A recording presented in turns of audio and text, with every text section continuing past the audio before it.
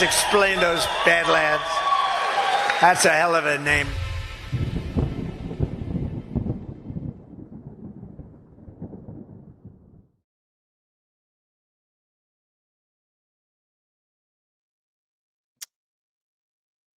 Good afternoon, everybody. Welcome to Breaking History, episode, I think this is 121.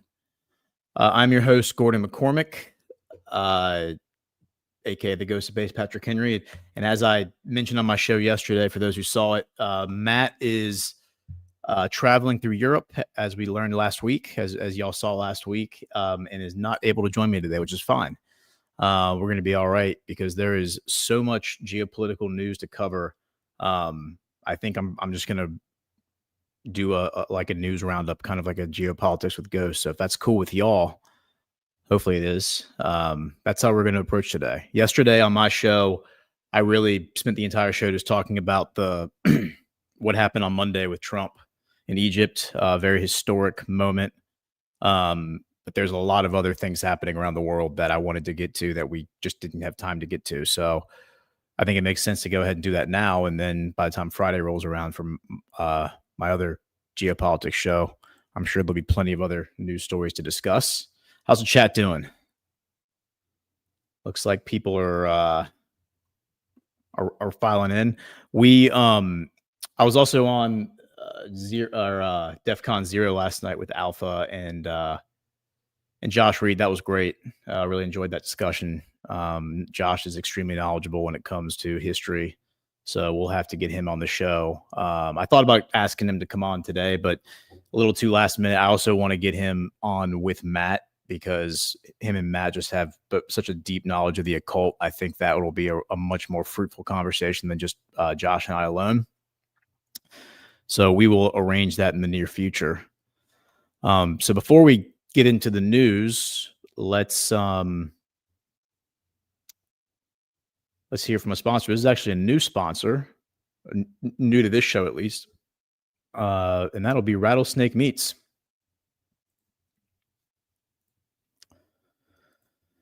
You've been sold a lie that food should be cheap, that grocery store chicken and beef are fine. They're not. At Rattlesnake, they raise protein the right way, pasture-raised, 21-day aged beef and premium pasture-raised chicken with no subsidies, no shortcuts. It's not cheap to produce. It shouldn't be cheap to eat. Bite back. Think differently about your protein. Visit rattlesnakemeats.com/Badlands, promo code Badlands, and get an order sent Monday or Tuesday. Ships to all the lower 48 states, shipping included. That is a great deal.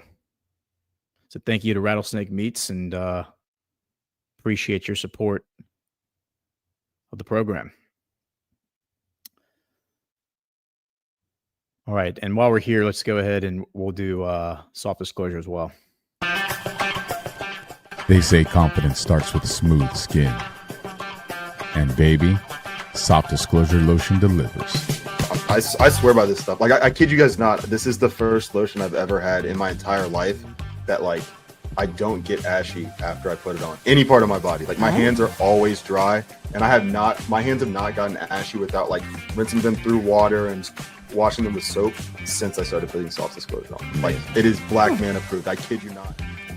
Black man approved. You heard him. And let's be real. If it can handle his hands, it can handle anything. Feet are like, they get so dry, like the heels of them, it'll just kind of like flake off. Like, but with soft disclosure, once you put it on, like it starts to absorb it. Yeah, he went there. Don't worry, we won't show you his feet, but trust us, they're smoother too. Soft disclosure lotion is made with aloe, goat's milk, honey, and our exclusive oil blend that actually restores your skin barrier. Visit softdisclosure.com, use code BADLANDS, and get 15% off.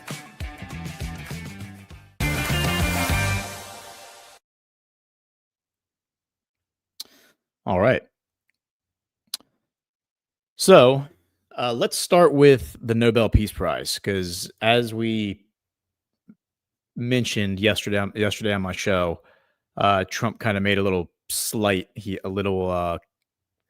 aside, a weave, if you will, during his Egypt speech, where he was calling out he was highlighting all the individual world leaders. And when he got to Norway, he had a list in front of him. When he got to Norway, He said, Norway, Norway, Norway, Norway. Oh boy. And he was calling out the fact that the Oslo or the Nobel Committee, which is based in Oslo, didn't give him the Nobel Peace Prize. They gave it to Maria Corina Machado, who is somebody that we've actually talked about on this show. I'm gonna put the chat up on screen so I can keep an eye on y'all. Make sure y'all don't get too unruly. Let me share my screen. So this particular article is from 5 days ago, but we'll go cover more recent. We'll do more recent news, and then we'll do more distant news that's all related to her. Very telling, though, that they're gonna give it to this particular woman. And is it a coincidence? Is it a plan? Like I don't know, but I think the way I see this whole thing playing out is this is a disclosure for the State Department using NGOs, like networks of NGOs, to overthrow foreign governments. You're already kind of starting to get that disclosure here in America, like Trump and Bessent and them are all disclosing how the U.S. or NGOs are attempting to subvert the sovereignty of our government and force upon us values and actions that we don't approve of, that are not in our best interest. But simultaneously, I think we're going to learn about this, how we've been doing this to every other country around the world for a long time. And this is one of the best examples, I think, because it's ongoing and it's about 24 years in the making, and it certainly predates Maduro. So this article from October 10th is Venezuela's opposition leader Machado wins Nobel Peace Prize, dedicates to Trump. Machado, Venezuela's opposition leader, was blocked from running for president in 2024. Laureate lives in hiding. Oh my God, I have no words, says Laureate. Laureate meaning the winner of it, meaning her. And this is from Reuters, remember, so these people are pumping her tires. Venezuelan opposition leader Maria Corina Machado won the 2025 Nobel Peace Prize on Friday for fighting dictatorship in the country and dedicated the award in part to U.S. President Donald Trump, who has repeatedly insisted he deserved it. Machado, a 58-year-old industrial engineer who lives in hiding, God, they have to throw that in there, was blocked in 2024 by Venezuela's courts from running for president and thus challenging President Nicolas Maduro, who has been in power since 2013. Oh my God, quote, oh my God, I have no words, end quote, Machado told the secretary of the award body, Christian Berg Harpviken, in a phone call which the Nobel Committee posted on social media, quote, thank you so much. I thank you so much, but I hope you understand this is a movement. This is an achievement of a whole society. I am just one person. I certainly do not deserve it, she added. It's disgraceful. She should have, the proper response, well, wait. Later in an X post in English, she wrote, quote, I dedicate the prize to the suffering people of Venezuela and to President Trump for his decisive support of our cause. Wow. So she doesn't even dedicate it to Trump because of all of the things Trump has done. She's dedicating it to Trump because Trump supports her, ostensibly. Trump has posted in the past, over the past year, words of support for her. He did congratulate her, but he didn't really pump her tires the way some of these other people are. Let's just keep reading through. Let's see what these leftists all say about her. Trump is a fierce critic of Maduro, and the U.S. is one of a number of countries that does not recognize his government's legitimacy. The White House had earlier criticized the Norwegian Nobel Committee's decision to focus on Venezuela just days after Trump announced a breakthrough in talks to halt the fighting in Gaza between Israel and Hamas. President Trump will continue to making peace deals, ending wars, and saving lives. The Nobel Committee proved that they place politics over peace. So, quote, President Trump will continue making peace deals, ending wars, and saving lives. The Nobel Committee proved they place politics over peace, end quote. White House spokesperson Stephen Chung said in the post on X. Maduro, whose 12 years in office have been marked by deep economic and social crisis, was sworn in for a third term in January this year, despite a 6-month-long election dispute. International calls for him to stand aside and an increase in the U.S. reward offered for his capture. Quote, when an authoritarian sees power, it is crucial to recognize courageous defenders of freedom who rise and resist, end quote, the Nobel Committee said in its citation. Marco Rubio, now Trump's Secretary of State, nominated Machado for the Peace Prize. I love that they called that out. Thank you. With a group of U.S. members of Congress in August 2024 when he was still a senator. Will she be able to attend this ceremony? It was not immediately clear whether she would be able to attend the ceremony in Oslo on December 10th, the anniversary of the death, excuse me, of Swedish industrialist Alfred Nobel, who founded the awards in his 1895 will. Should she not attend, she would join the list of Peace Prize laureates prevented from doing so in the award's 124-year history, including Soviet dissident Andrei Sakharov in 1975, Poland's Lech Walesa in 1983, and Myanmar's Aung San Suu Kyi in 1991. I mean, I need everyone to just appreciate how ridiculous this whole story is. Like, it actually really pisses me off that our State Department, that Marco Rubio is acting like such a man. The words that come to mind, I really shouldn't say, but and maybe it's kayfabe, but you got to remember that Marco Rubio has been doing this for years. If it's kayfabe, then he's been running this kayfabe for many, many years, because he nominated her 3 months before Trump even won the election. He nominated her for this. Okay. So is it kayfabe, or did Trump put Rubio as Secretary of State because Rubio is like deeply entrenched in the deep state? That could be the case. And Trump knows that they're grooming Rubio for the presidency one day. And so Rubio is going to be a good boy, and he's going to be obedient and obey Trump in order to prove himself to the populist movement. But look how ridiculous this picture is, guys. The caption says, Venezuelan opposition leader Maria Corina Machado greets supporters atop a vehicle during a campaign rally for the presidential election in Merida State, Venezuela, June 25th, 2024. How is it? I need somebody to explain to me. Explain it to me like I'm mentally ill. Explain it to me like I am a remedial child who is, who has special needs. Like, explain it to me in those terms. Because how is it that Venezuela is an authoritarian regime with a ruthless dictator, Maduro, who is the head of the cocaine cartels, purportedly the most violent organization and ruthless organization in the world? If you even threaten $1 of their income, of their revenue stream, they don't even ask questions. They don't even investigate. They just kill everybody involved. That's much easier than trying to determine who is harming them. Just anyone involved is dead. Look at this scene right here. She is able to organize for the past 22 years. She's been able to organize protests like this, where the entire, like, thousands of people are fawning over her, worshiping her in a very, like, idolatry kind of way. Like, she's a goddess, basically. And yet she hasn't been killed by the cartels who purportedly work for Maduro. She hasn't been arrested by Maduro. She hasn't been thrown in prison. They did arrest her, by the way, at some point. I think it was like January 2024. For a few hours, they questioned her and then they released her. And now they say that ever since the election in November, that she's in hiding, and she's been like posting videos to Instagram and Facebook while in hiding in Venezuela. The cartels can't find her, purportedly. The Venezuelan military can't find her, purportedly. The police can't find her. Nobody can find her, but she's posting to Instagram and Facebook. I mean, I don't know how stupid you have to be to believe these stories at this point. I mean, you have to be a very special kind of stupid to believe this stuff. But this is some of the most ridiculous fan fiction I've ever seen written out of the State Department. And it's a disgrace, frankly. It's almost, I mean, it's a comedy. I think it's a comedy, but we have to point it out. Machado is the first Venezuelan to win the Nobel Peace Prize and the 6th from Latin America. Her 3 adult children are living abroad for safety reasons, of course. But safety reasons. It's not safe for her kids to be in Venezuela, yet their mother is doing this in the middle of an election campaign. In the middle of an election season, she's doing this in the middle of a Venezuelan city. And yet her children, it's not safe for them to be in the country.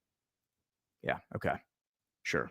The United Nations Human Rights Office welcomed the award to Machado as a recognition of the clear aspirations of the people of Venezuela for free and fair elections. The head of the award committee, Jorgen Waint Watney. I don't know how to say this person's name. Horgan Watney Fridness. That is a nightmare of a name, brother. You need to work on that. Said he hoped it would spur the Venezuelan opposition's work. Quote, we hope that the entire opposition will have renewed energy to continue the work for a peaceful transition from dictatorship to democracy. Fridness told Reuters after the announcement, please, Mr. Horgan Watney Fridness, whatever your name is, explain to me, point to one example in history where there was a peaceful transition of power from a dictatorship to a democracy. Just give me one example of when that happened, where nobody had to die, there was no bloodshed, there was no suffering, where the dictator just bowed his head and handed it over, and nobody was rounded up and murdered. The mob didn't drag him out of his castle like they did to Gaddafi and live stream his brutal butchering online. We're in the aftermath of the dictator stepping down. There wasn't a power vacuum where there were factions fighting in the streets over who was going to be in control of the government. I mean, give me that example of when that has happened.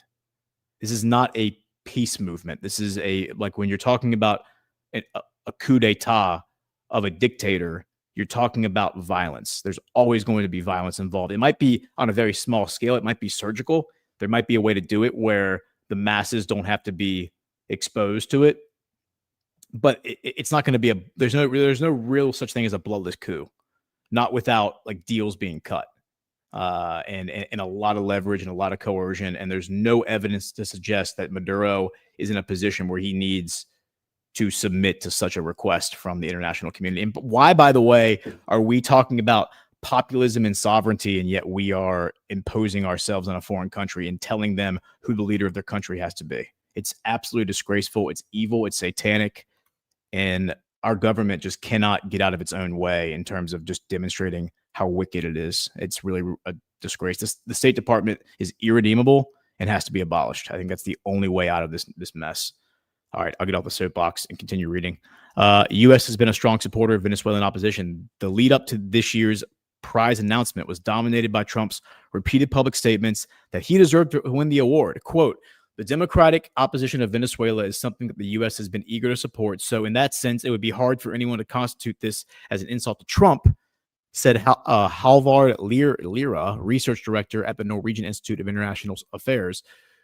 Yeah, okay, Lira, explain to me, though, how what this woman is doing in Venezuela is more significant than what President Trump has been doing. Like peace in the Middle East, resolving all these wars, all these conflicts, preventing a potential nuclear conflict between India and Pakistan. It's retarded is the only word that comes to mind. Congratulations, you are all retarded. Quote, the democratic opposition of Venezuela the United States has struck several vessels allegedly carrying drugs off the coast of Venezuela in recent weeks. Trump has determined that the U.S. is engaged in a, quote, a non-international armed conflict with drug cartels, according to a document notifying Congress of its legal justification for deadly U.S. strikes on boats off Venezuela. Machado has publicly supported the U.S. military operation, telling Fox Noticias last month the operation was aimed at saving lives in both nations. Gaza deal too late for Trump this year. Oh dear. Fridness, the Nobel Committee leader, I remember this was laugh out loud funny when they did this last week, declined to say what it would take for Trump or others to win the prize in the future, or if efforts to end the fighting in Gaza could lead to an award in 2026. Quote, it's not our task to tell other people or other countries what to do. Our task is to give out the Peace Prize. So we'll have to see about next year. Yeah. Well, the Nobel Peace Prize has always been a meaningless reward, and they've given a ton of war criminals the prize. So it's this is actually pretty on brand for them. The committee took its final decision on the 2025 prize, which technically recognizes achievements in 2024 before a ceasefire and hostage deal under the first phase of Trump's initiative to end the war in Gaza was announced on Wednesday. There is nothing they could do to change that, though, because they said, well, unfortunately, we already made the decision on Monday. This is what they actually said. We'd already made the decision on Monday that's been finalized. There's nothing we can do to reverse that decision. The Peace Prize, worth 11 million Swedish crowns, or about $1.2 million, was the fifth Nobel awarded this week. the 5th Nobel awarded after literature, chemistry, physics, and medicine. Wow. So they got 5 Nobel Peace Prizes, and none of them went to Trump. Japanese organization Nihon Hidankyo, a grassroots movement of atomic bomb survivors from Hiroshima and Nagasaki, won in 2024. Okay, so I want to do something real quick before we go any further, because I have a few articles that I want to share on this. We are actually at the 1-year anniversary of this article that I want to go to. Just to demonstrate how long I've been tracking this. So here's October 15th, 2024. The headline, this is from RT. The headline is Musk spent $1 billion on a coup attempt. Maduro, the billionaire, distributed the money to fascists through opposition figure Maria Corina Machado, the Venezuelan leader, has claimed. Venezuelan President Nicolas Maduro has accused tech tycoon Elon Musk of investing, quote unquote, at least $1 billion in inciting violence in the South American country after the presidential election earlier this year. Maduro was declared the winner of the July 28th poll by the national election authorities, though the U.S. claimed that victory had been stolen from opposition candidate Edmundo Gonzalez. Edmundo Gonzalez, I believe, was he's an affiliate of Maria Corina Machado. During his weekly television program on Monday, Maduro alleged to have direct knowledge that Musk, with whom he has been engaged in a long-running public feud, had spent, quote, no less than $1 billion on the, quote, coup d'etat, the fascist outbreak, the violence against the electoral process in Venezuela. The Venezuelan leader named his political opponent, businesswoman Maria Corina Machado, as the distributor of the alleged funding to, quote unquote, fascist groups, claiming that the U.S. government was ultimately behind attempts to oust him from power.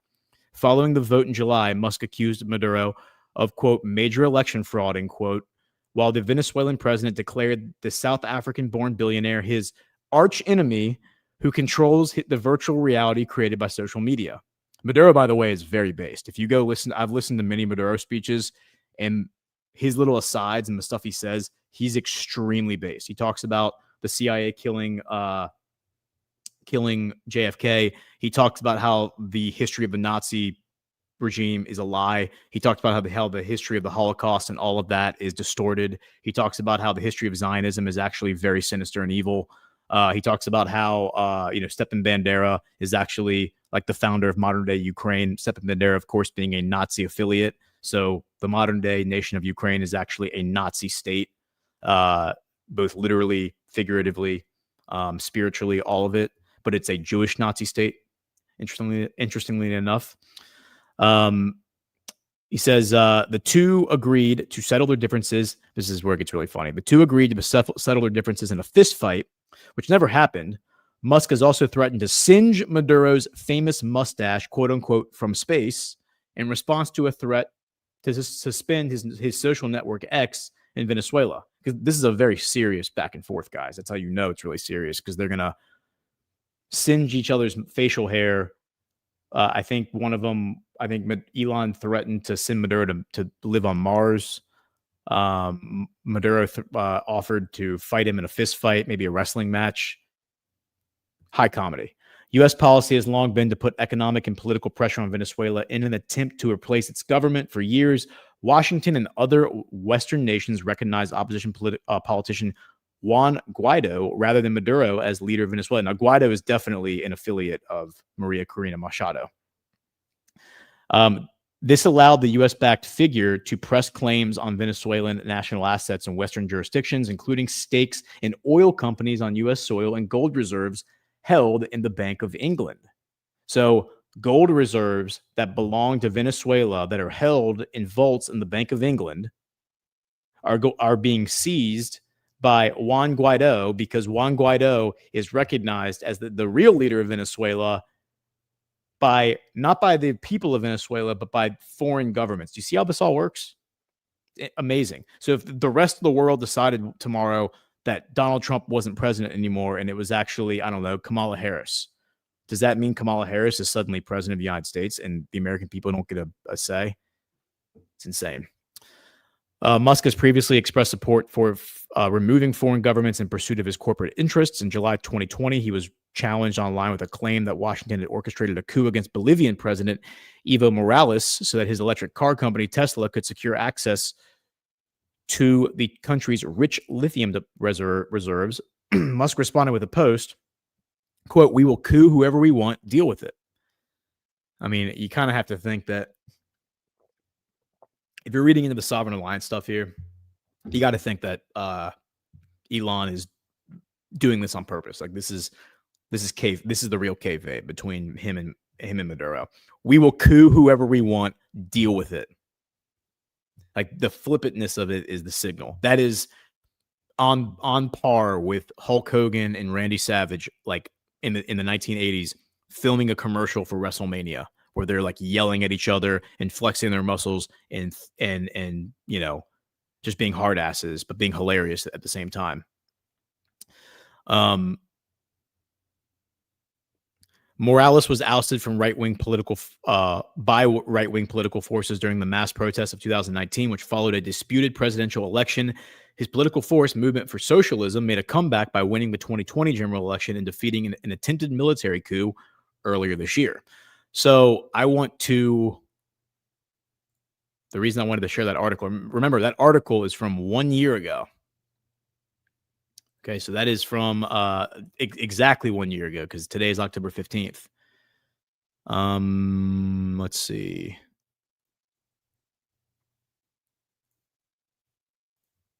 Let me see, make sure I can find this. Okay.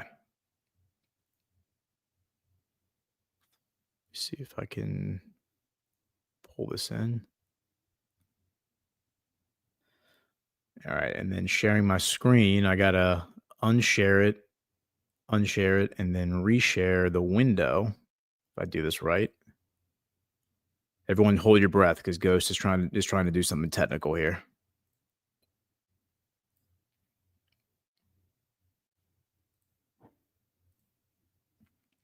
All right, so I'm sharing my Telegram channel, okay? Hopefully y'all can see that. Hopefully the chat's doing well. I hope y'all haven't eaten each other, I hope. Okay. So here is this is my post from October 15th of last year.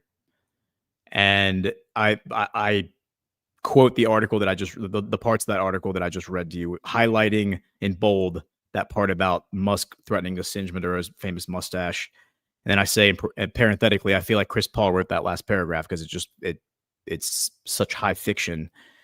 And then I said, it's looking more and more like the Maduro-Musk feud will be used as a vehicle to disclose how U.S. intelligence agencies topple foreign governments and control the world.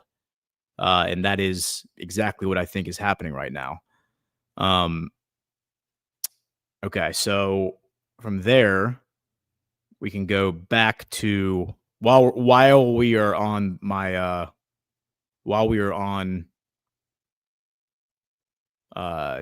my Telegram, we'll just look at a few things that I have related to this. So here's a headline. I'll pull the article up in a minute when I go back to the browser. But Venezuela's Maduro calls Nobel Peace Laureate Machado a demonic witch. Very based. Let's see. And then here is the actual letter. Like I found the actual letter. I hope y'all can see that. Here's the letter dated August 26, 2024 from Congress to the members of the Norwegian Nobel Committee, signed by Rick Scott, Marco Rubio, and a few others.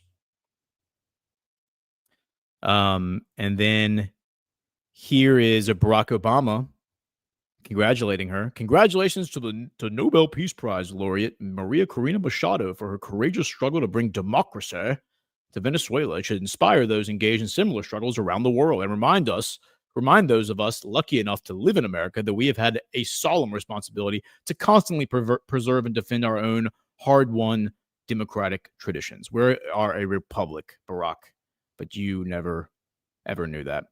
And then here's the headline: White House disapproves of Machado's Nobel, but Rubio is a big supporter. He calls her the Iron Lady. And then the other the other one that is worth sharing is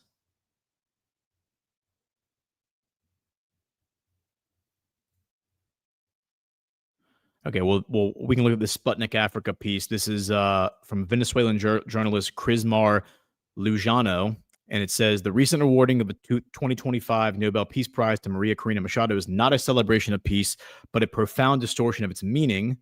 In her interview with Sputnik, Lujano called the decision an insult, a humiliation to the Venezuelan people, especially those who are genuinely working and striving for peace in the country. Lujano argued that the peace that the prize, once a moral benchmark, now reflects the interests of Western powers rather than universal ideals. She highlighted that Machado is an ally of Netanyahu, recalling that in 2018 she sought assistance from Israel's genocidal regime for military intervention in Venezuela. That's 100% true. We're going to look at that letter in a second. For Lujano, such ties expose the irony of awarding someone with a record of advocating sanctions and external pressure under the banner of peace. She warned that the recognition goes beyond symbolism. It represents, in her words, quote, a prelude to military aggression, end quote. The journalist sees the move as part of a campaign led by the United States and its allies to justify intervention in Venezuela, cloaked in the language of democracy and human rights. In her view, what the Nobel Committee now celebrates is not the pursuit of peace, but the projection of power, turning diplomacy into a tool of domination and Venezuela into the next stage of confrontation. And to that point, let's look at this letter. So here's the letter that she's referring to. It is, it's kind of hard to see because Telegram brings up the caption underneath, but it's written in Spanish, of course. It's dated for December 4th, 2018. It's addressed to Senor Benjamin Netanyahu, excuse me there. And then at the bottom, you probably can't see it because the caption's covering it up, but it says there's a notarization on there, meaning it's been stamped and dated. Oh, there we go. The caption went away. Down here, there's a notarization. It says it's the Embassy de la República, Argentina. So it's the Argentinian embassy in Venezuela has notarized this as received because I suppose they mailed it for her. December 5th, 2018, the day after it's dated. So she wrote the letter on the 4th, gave it to the embassy in the Argentinian embassy in Venezuela. They notarized it the next day, and then they mailed it for her to Netanyahu, meaning they were collaborating with her. And, of course, Milei, who wasn't in office back then, but he is a hardcore Zionist. And there are rumors out there that Milei might be related to Netanyahu. I find it really interesting that Milei is, if you add Kowski on the back of his name, Milikowski, that's actually the name of Netanyahu's father and his grandfather. Their last name was Milikowski, spelled the exact same way that Milei's name is spelled, just with Kowski at the end of it. And it's very common for Eastern Europeans, Jewish and non-Jewish, to drop the Kowski when they move to the West. They drop the Kowski and they keep just the first half of their name. That's a very common practice in America for people to do that when they're coming over. So let's read the letter real quick, just so we can get our arms around what it was she was asking of Bibi Netanyahu. It says, Mr. Netanyahu, the population of Venezuela needs international protection against the generalized and systematic attack to which it is being subjected by the Venezuelan regime. This is evidenced by the report dated May 29th, 2018, presented by the Organization of American States to the International Criminal Court. This report has been the basis for 9 states, among them Argentina, to denounce the regime before that international body. We deeply appreciate this initiative, which is crucial for ending Venezuela's tragedy. Hilarious that in 2018, she's invoking the International Criminal Court as in a legitimate body, because now, of course, the International Criminal Court has issued arrest warrants for Benjamin Netanyahu. The irony is delicious. It must be emphasized that it is not only our population that is suffering from this generalized and systematic attack by the current regime. Its criminal nature, closely linked to drug trafficking and terrorism, represents a threat that other countries, that other countries, lost my place, as well, including and especially Israel. Let me read that sentence again because I got broken up. It must be emphasized that it is not only our population that is suffering from this generalized and systematic attack by the current regime. Its criminal nature, closely linked to drug trafficking and terrorism, represents a threat to other countries as well, including and especially Israel. That is the exact rhetoric, by the way, that Netanyahu uses when he is pleading for support around the world at the UN. He says the terrorism that threatens Israel also threatens all of you. He's like, we're just dealing with it first. And then once they're done with dealing with us, they're going to come after y'all. Amazing. The current regime, which has systematically dismantled Venezuela's institutions, openly collaborates with Iran and extremist groups who share the same anti-Israel and anti-Semitic agenda. The tragedy of the Venezuelan people thus also has global implications. The AMIA attack in 1994 revealed to the world the reach of these networks, which today are operating from Venezuelan territory. I am convinced that the international community, as part of its, quote, responsibility to protect doctrine, is called upon to help Venezuelans stop this attack, which constitutes a crime against humanity. The time has come for concrete action that will protect Venezuelans' lives and freedoms, as well as regional and global stability. In that regard, I respectfully appeal to the governments of Argentina and Venezuela to promote within the United Nations Security Council the adoption of immediate protection measures for Venezuelans and to request that the situation in Venezuela be referred to the International Criminal Court, invoking Chapter 7 of the UN Charter. This mechanism would allow the international community to assume its responsibility to protect Venezuela's population and prevent the regime from continuing its campaign of extermination. We're going to look at Chapter 7 here in a second.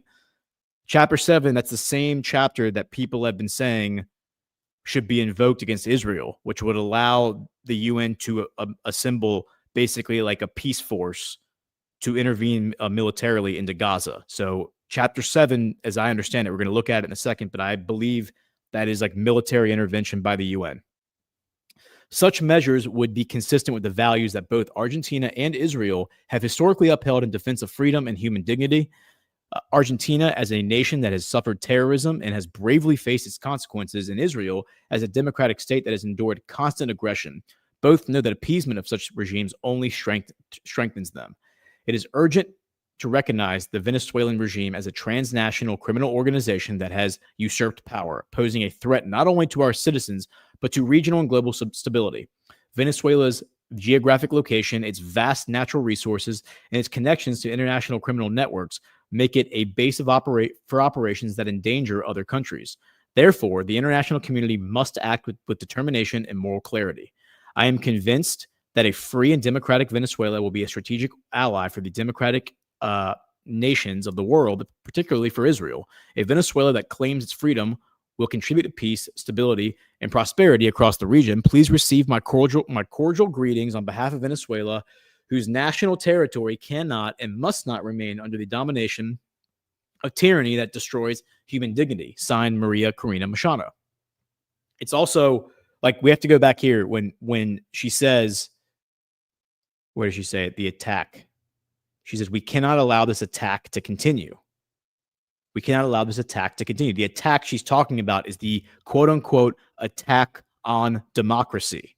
She's not talking about a kinetic attack. She's not talking about, a kinetic crackdown on the people of Venezuela. She's talking about an attack, a proverbial, a figurative attack on democracy. You've heard this language imposed against MAGA by the tyrants, the uniparty tyrants in America. This is all, it's the same playbook over and over and over and over again. Okay, so let's real quick. I'm going to go back to StreamYard. I'm going to remove that. I'm going to pull up Chapter 7 of the UN Charter. And then I'm going to share my screen, and we're going to look at this real quick just to verify that that's what she's calling for. She is calling for. Okay. All right. So here's the UN website. It says Chapter 7, action with respect to threats to the peace, breaches of the peace, and acts of aggression Article 39, the Security Council shall determine the existence of any threat to the peace, breach of the peace, or act of aggression, and shall make recommendations or decide what measures shall be taken in accordance with Articles 41 and 42 to maintain or restore international peace and security. So let's look at Articles 41 and 42. Article 41, the Security Council may decide with measures not involving the use of armed force are to be employed to give effect to its decisions, and it may call upon the members of the United Nations to apply such measures. These may include complete or partial interruption of economic relations and of rail, sea, air, postal, telegraphic, radio, and other means of communication, and the severance of diplomatic relations. They're talking about sanctions. That's sanctions. Okay. Article 42, should the Security Council consider that measures provided for in Article 41 would be inadequate or have proved to be inadequate, it may take such action by air, sea, or land forces as may be necessary to maintain or restore international peace and security. Such action may include demonstrations, blockade, or other operations by air, sea, or land forces of members of the United Nations. So they don't say it explicitly, but that right there, it's a little vague. But when they say forces, they're referring to military forces. And when they say demonstrations, blockade, or other operations means intervention, military intervention by member nations of the UN. Okay? And the Security Council has the ability to call for that, to deploy that, to assemble a coalition of the willing. I'd have to go look to verify this, but I'm almost certain if you went back to the War on Terror, remember the coalition of the willing? It was George Bush. It was Tony Blair. It was all of these globalists from the West that assembled the coalition of the willing to go into the Middle East and fight terrorism. It wouldn't surprise me if we went back and looked at that they were invoking Article 42 of Chapter 7 of the UN Charter. That's probably what we would find. And on that point, I want to pull up this.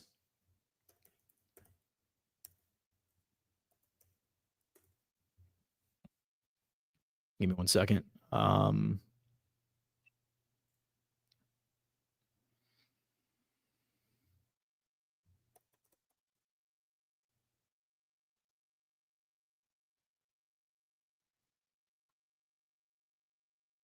Okay.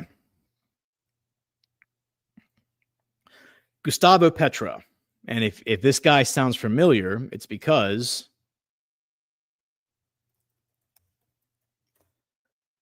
I'm just pulling up this article.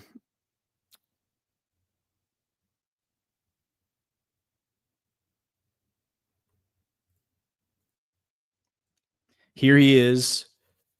A week ago, October 9th, Colombia accuses U.S. of starting a war. American strikes off Venezuela, which have killed Colombian citizens, are not about drugs, according to President Gustavo Petro. Colombian President Gustavo Petro has accused the U.S. of trying to start a war in the Caribbean under the guise of an anti-drug campaign, adding that Colombian citizens were killed in the latest strikes off the coast of Venezuela. In a post on social media on Wednesday, Petro claimed that the campaign is not about narcotics, but rather resources in the region. The White House dismissed the claim as baseless, according to Reuters. Okay. So, and we're gonna look at this guy in a minute, because the more I've dug into this guy, I think he might actually be Sovereign Alliance. And there's a lot of signal coming out of him, and I like what I'm seeing. But if I go back to this post was put out right after, on October 11th.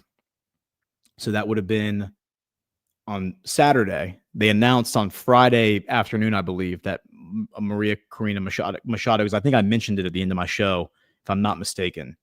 And I believe we talked about it on Only Lands that night. So he puts out this long post, and it is addressing Miss Maria Corina Machado. This is the president of Colombia, not Venezuela. And if we want to just provide context for where Colombia is with Venezuela, we like maps here on any show that I'm on, really. Okay. So Venezuela, Colombia, they are sister nations, so to speak, right? They are directly connected, and the cartels purportedly operate all throughout Colombia, and then they cross the border here because there's this giant national park in eastern Colombia. That's where like most of their operations are, where they're like growing the cocaine, they're refining the cocaine, they're packaging the cocaine, like all that stuff. And purportedly, they're also operating on the other side of the border in Venezuela. But as I understand it, it's all Colombian. I mean, it's not Pablo Escobar wasn't the Venezuelan cartel. It was the Colombian cartel operating out of where? Medellin, right? So anyway, let's go back to the post because this is, I think, really interesting. Miss Maria Corina Machado. This letter that I present below is published with your signature and is addressed to Benjamin Netanyahu and Javier Milei. To Milei, thinking that part of his people... Wait, when did Milei come into office? Was he in office in 2018? I don't think he was. I need to look this up real quick because now you have me second guessing. Yeah, 2023. So he may have been like he probably was a public figure at the time in 2018, but he was not the president of Argentina until 2023. That's what I thought. All right. Thinking that part of his people has been welcomed there. And by the way, Milei was not called out in the letter. It was just Argentina that was called out in the letter. The majority of Venezuelan migration was welcomed in Colombia, and we offer our affection. But I ask for an explanation, which you may or may not give. Which you may not give me. You are within your rights. The former Colombian president, Juan Manuel Santos, received the same Nobel Peace Prize as you, and despite our political differences, I believe he deserved it. That was his opposition, was that guy, Santos. I am trying to turn the peace agreement around. I'm trying to turn the peace agreement between the FARC, F-A-R-C, the Colombian insurgent guerrilla, and the Santos government into reality. And I believe that despite a past government completely denying it and paralyzing its implementation, I have reached halfway in its fulfillment. It is difficult for me to go to the United Nations Security Council in New York to show its advances and gaps. As you know, I am not welcomed by the U.S. government.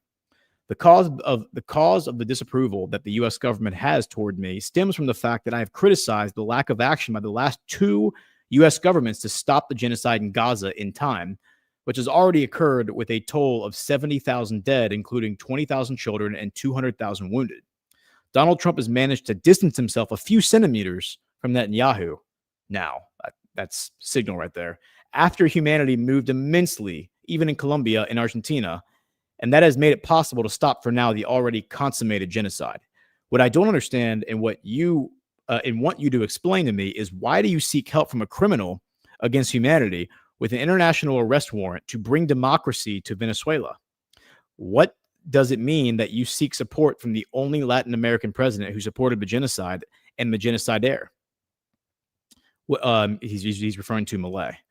What does it mean that the people of Norway who award that prize encourage that type of global alliance that could be nothing more than barbarism and war and not peace? In these years of genocide against which I have fought, I have seen that the political formations most on the extreme right in the world, those who tune in with Hitler, have become the only allies of the genocide and of Netanyahu. How can a genocidaire help make peace in Venezuela? Even under the excuse of cocaine trafficking, which, according to all international research on the market for this drug, only passes marginally through your country. See, this is the president of Colombia saying this. The president of Colombia is saying, according to international research, only passes marginally through Venezuela, and is not even produced there yet. This excuse has been seized to militarily invade the Caribbean, and they have launched the same missiles that have fallen in Gaza, but that now also fall on boats with Caribbean people inside, perhaps greedy but poor, whom they have murdered without asking their proper names or what they were carrying on the boats. Among those killed in the Caribbean, several Venezuelans and Colombians. I would ask you if wouldn't it be better to support a Great Caribbean Agreement to definitively stop the transit of prohibited drugs through there within international law that does not allow the disproportionate use of force and guaranteeing the national sovereignty of the countries of the great fatherland of Bolivar and Martí. He's referring to the founding father of like northern South America, Bolivar. Bolivia, I believe, is named after him. The homeland of our great Garifuna culture, confirmed by Africans who preferred to throw themselves off Spanish and French and English ships that were bringing them by force to turn them into slaves. Thousands and thousands drowned but became free in the sea. Isn't it better a Caribbean in peace without murders and a strong anti-drug trafficking policy without abuse of power? Doesn't it seem to you that the Venezuelan people should not be under the threat of invasion and instead should be to unleash the great national dialogue with all of Venezuelan identity without exception? With the due respect that you deserve from me, it is not by bringing Netanyahu into action for Venezuela that the Venezuelan people will be helped. That can only mean genocide over the people and illegal, armed, and international aggression against Venezuela. So that is a very based post. I highly applaud Gustavo Petro for putting that online. And then here is a follow-up, I believe. So here's a follow-up, I believe, to that. Let me confirm. This was posted at 8:19 p.m. Eastern time. And that last post I just read was posted at 12:42 p.m. So yes, this is like 8 hours. 8 hours later, he posts this.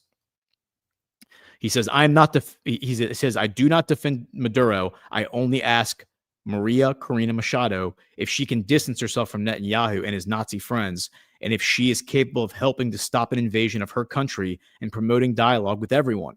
No decent citizen of Venezuela can wish for a foreign invasion of the homeland of Bolivar. If it happens, all of Latin America and the Caribbean will then live another 100 years of solitude. Colombia will help with everything in the dialogue among Venezuelans, never to an invasion of our great homeland. Again, that is an extremely based post, and I definitely agree with everything he says there. Okay, so I think it's worth looking at this article because let's do a little bit of digging here. We'll do a little bit of digging, and then we'll do halftime. I'll do another ad read, and then we'll come back and we'll reset and talk about some other storylines. But might as well keep going down this rabbit hole. Let me make sure everyone in the chat's still alive. Looks like it. Are we good? Sweet. All right, guys, hit the thumbs up if you don't mind. All right, so this is from October 2nd, so 2 weeks ago. Colombia expels all Israeli diplomats. By the way, I can't say Maria Corina Machado without like feeling like Ricky Ricardo, like without, it's almost like a song. Maria Corina Machado. I feel like Ricky Ricardo. So it makes me feel a little spicy. I'm not gonna lie. I'm Irish, so I don't love spicy food. I do like some spice, but sometimes the spice gets too much. I can't handle but so much spice because I'm Scotch Irish. But when I say Maria Corina Machado's name, I do feel rather exotic. I feel like my Latin roots, if I ever had any, I feel like I'm getting tanner every time I say her name. Like I'm gonna look like Zach Payne pretty soon. President Gustavo Petro announced the measure after the Gaza flotilla seizure. Colombian President Gustavo Petro has announced the expulsion of all remaining Israeli diplomats following the interception of the Gaza flotilla by the Israeli Navy. Petro's office said 2 Colombian nationals were among those aboard the seized boats and demanded their immediate release. The Colombians were, quote, engaged in humanitarian activities in solidarity with Palestine. Petro wrote on X on Wednesday, adding that a free trade agreement with Israel was also being suspended. The flotilla, which departed from Spain last month, carried activists from more than 40 countries, including Swedish climate campaigner Greta Thunberg, who was among those detained after Israel intercepted several boats on Wednesday evening. Israeli officials described the flotilla as a provocation aimed not at delivering aid, but assisting Hamas. The operation drew international condemnation and sparked protests in several countries. Last week, the U.S. revoked Petro's visa after he called on American soldiers to disobey President Trump's orders. He made the remarks while attending the UN General Assembly session in New York. I missed that, but man, I feel like we should almost watch that speech. That kind of, again, that is like WrestleMania level stuff. Wait a minute. Petro was in New York. I thought he said he wasn't allowed in New York. Stand by. I need to verify this. Let's no,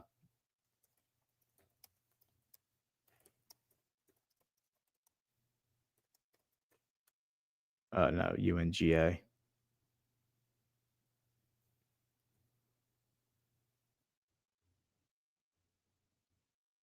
Huh. It says, according to the AI, it says, yes, he did deliver a speech at the UN General Assembly. Love the shirt, by the way. It's a great looking shirt. I wish I could get one of those. His Excellency Gustavo Petro Urrego, President. Let's listen. I want to listen to this. This is my last statement as president here. It's the fourth time. In my first speech, I announced that it was very likely that there would be conflicts in Ukraine and Gaza and Palestine, and that I suggested that there be a peace conference. But those who don't have bombs or large budgets are not heated here. Well, 4 years later, the horrific situation in Palestine did not lead me to think that almost the same thing could happen in the Colombian Caribbean area, where unarmed young people are being shot at with missiles in the open seas. And now we are in a different situation. Perhaps it's more global, a kind of Stone Age that has descended on all of humankind. Missiles against 17 unarmed young people in the Caribbean Sea, some of them Colombians. The persecution, imprisonment, and expulsion of millions of migrants. Missiles that have killed some 70,000 people in Gaza. The lack of action on the climate crisis. All this is linked, and all this has the same cause. Migration is simply an excuse so that a rich society, rich, white, and racist, believes itself to be the superior race, and is not realizing that its leaders are leading it to the abyss, to its own distinction, together with the rest of humanity. They said that the missiles in the Caribbean were used to stop drug trafficking. That is a lie.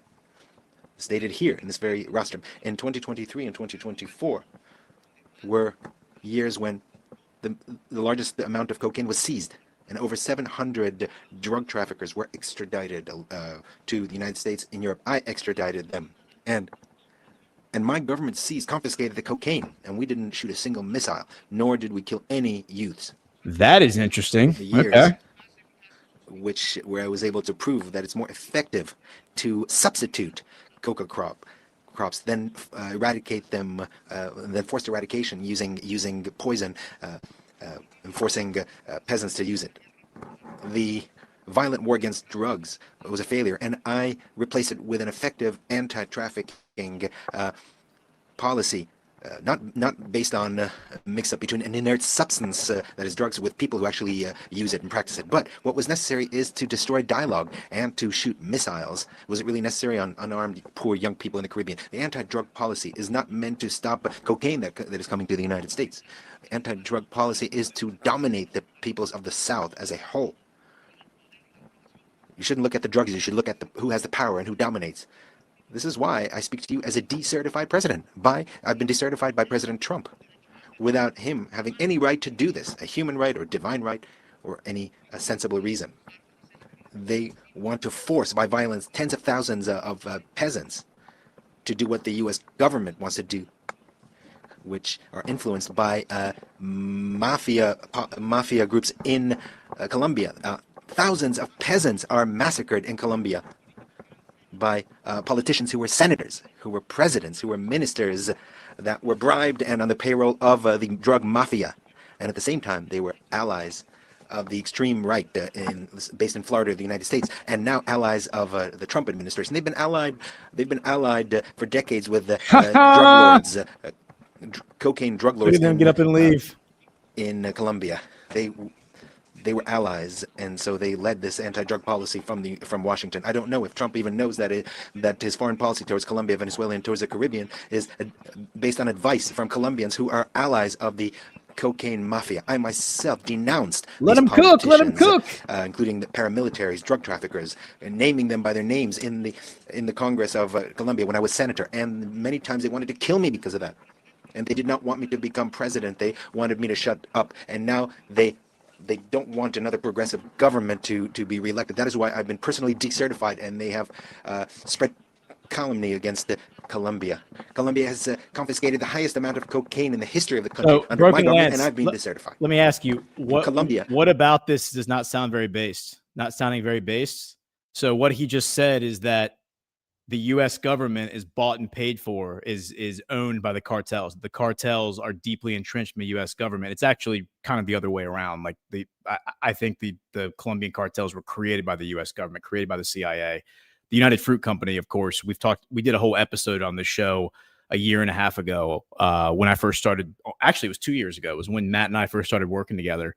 October or November of 2023, we did an episode called United Fruit Company. You can go find that, where we explain, like Matt taking the lead, explains the history of the United Fruit Company. And I think actually Warhamster may have been on with us for that one. I've talked about that so many times with Warhamster, but the United Fruit Company is the company that built all the railroads from California and Texas all the way down to South America. And there was no demand. There was no demand whatsoever for freight or like passenger or freight. There was no demand for the railroad. So they had to create a demand. And they created a demand in the 1890s by taking this crop from Asia that was not indigenous at all to America.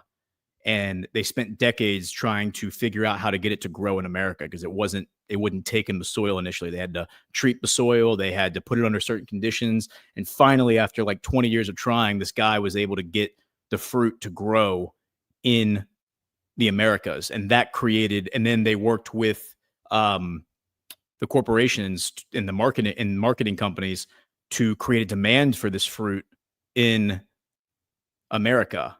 And that fruit, of course, was the banana. The banana does not grow, is not natural or native to the Americas. It is from Southeast Asia.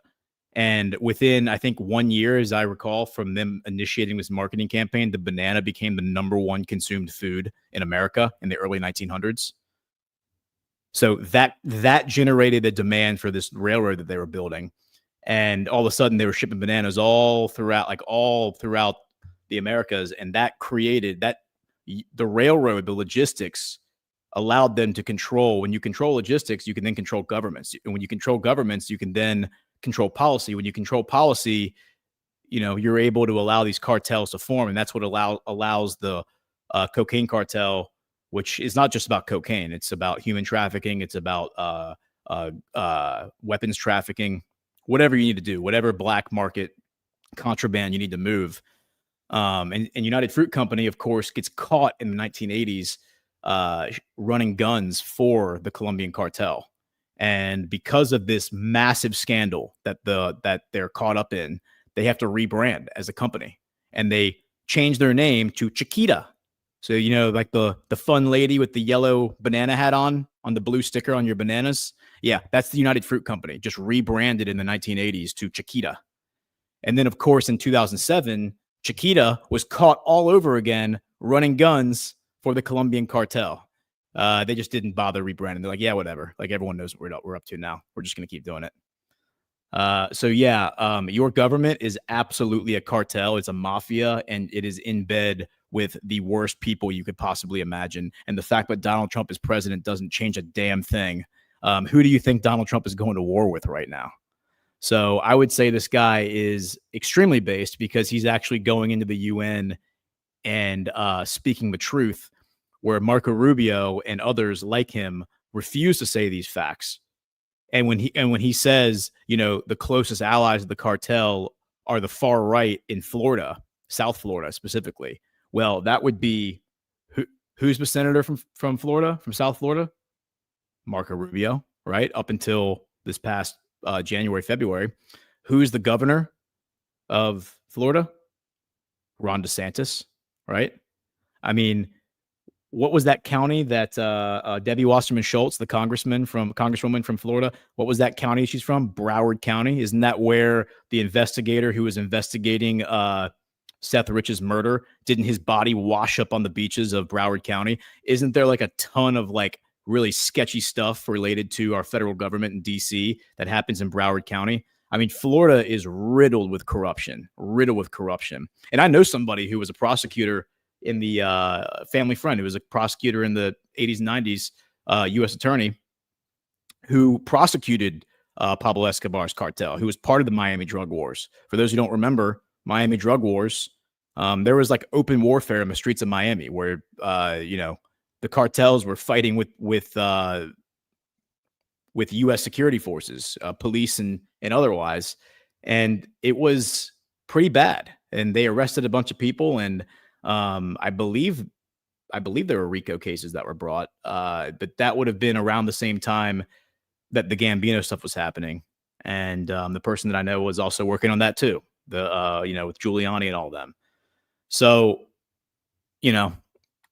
hate to tell you, but your government is about as corrupt as it could possibly be, and it is in the wrong here. And I think when Trump is parroting the rhetoric of the establishment as it relates to Israel, as it relates to Venezuela, as it relates to Russia, as it relates to all of these different places, he's drafting off the momentum of movements that were put in place long ago, because it would be very hard to stop those movements. But instead of seeing those movements to their logical conclusion, which would be regime change in Venezuela, which would be the annexation of Gaza and Palestine and the creation of the state of Greater Israel, which would be, the overthrow of Putin and the destruction of Russia. They want to see Russia balkanized into multiple countries. Rather than those things happening, I think Trump is going to take the momentum of those movements and derail them. He already has. He's already derailed the Greater Israel Project. He's already derailed the movement to overthrow Putin. Putin has never been stronger than he is right now, largely because of the sanctions that Biden put on him. I mean, by forcing the Russian economy to decouple from the Western banking system, it's made the Russian economy impervious to Western influence, like economic warfare. Absolutely brilliant move. They had a little bit of pain, like 3 or 4 months of pain, and then I think in 2022, the Russian ruble, as I recall, was the strongest. The strongest growing currency, I believe, in the world was the Russian ruble after Putin pegged it to the gold standard. So anyway, very based. I find this guy very compelling, and to that point, let's look a little deeper into him and understand who is Gustavo Petro.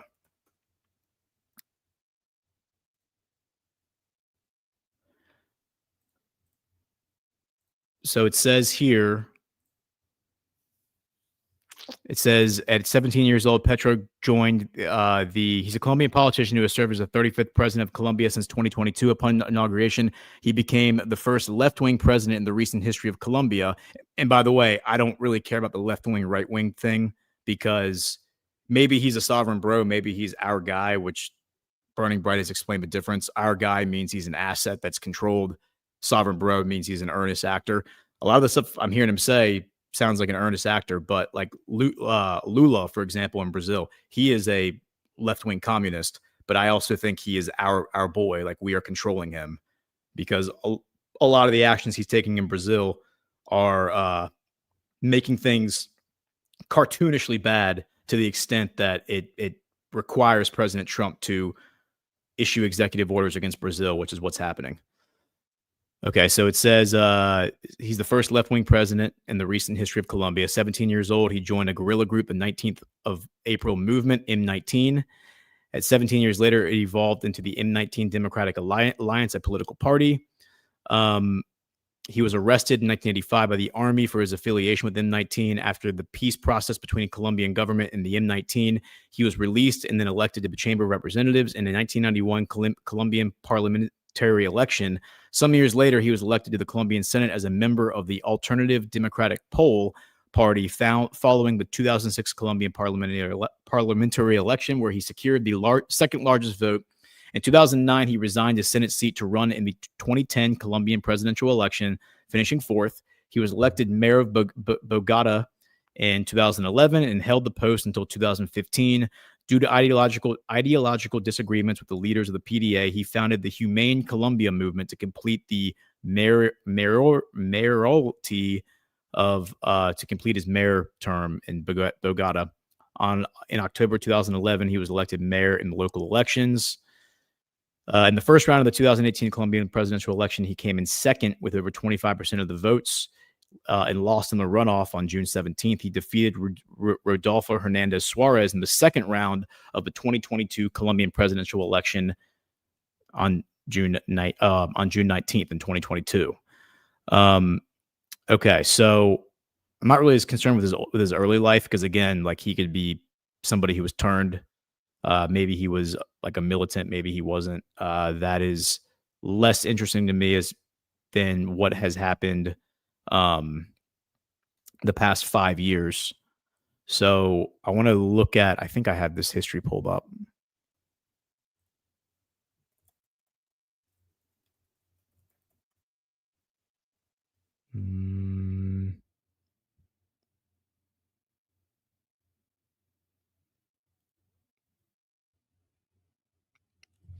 Yeah, so my understanding is that,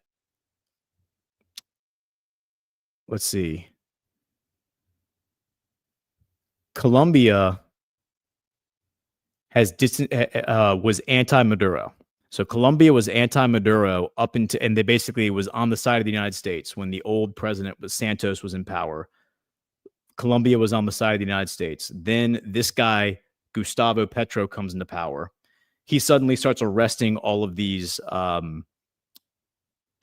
cartel guys and extraditing them to the United States, as he pointed out in that speech. And he also restores diplomacy with Venezuela, which had been cut off by the previous administration. And then he starts siding with Maduro and saying that Maduro is the earnest actor and he's being wronged by, he's a target. He's a victim of the State Department. And it's worth pointing out that when I look at Maria Corina Machado,